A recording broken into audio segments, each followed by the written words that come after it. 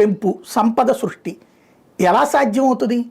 ప్రభుత్వం చేతిలో ఉన్న మద్యం దుకాణాలు తీసుకెళ్లి ప్రైవేట్ చేతిలో పెడితే ఎక్కువ డబ్బులు వస్తాయని చెప్పి తక్కువ డబ్బులు అవడం వలన ఆదాయం సృష్టి వచ్చిందా?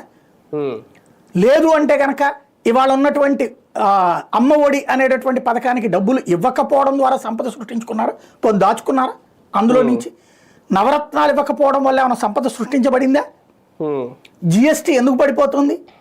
పేదల చేతుల్లో డబ్బులు ఎందుకు లేవు? వ్యాపారుల చేతుల్లో వ్యాపారాలు ఎందుకు జరగటం లేదు? ఎందుకు తలడిల్లిపోతున్నారు? ఇవన్నీ ఆలోచిస్తే వాస్తవానికి రూట్ మారిపోయింది. కాకపోతే ఇది వాత పెట్టి ఆయింట్మెంట్ రాయడం.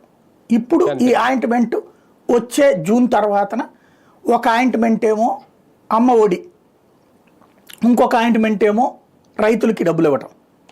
ఇవి రెండు రాస్తారు. అంతకుముందు నొప్పి తెలియకుండా సంక్షేమం ఇచ్చాడు, చిరాకేసింది, అసహ్యం వేసింది. అడగకుండా డబ్బులు ఎందుకు ఇచ్చావా, హామీలు ఇవ్వాలి కానీ ఊరకనే డబ్బులు ఇచ్చేసేయడమేనా అని కోపం వచ్చింది అతని మీద. ఇప్పుడు డబ్బులు ఇవ్వలేదు కాబట్టి నొప్పి తెలిసింది. కాబట్టి నొప్పి తెలిసాక మందేస్తే ఖచ్చితంగా బాగుంటుంది.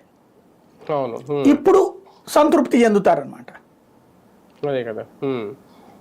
కానీ మండల్ అంటే శాసనసభ సమావేశాల కంటే మండల్లోనే కాస్తంత చర్చ నడిచిందని అనుకోవచ్చా?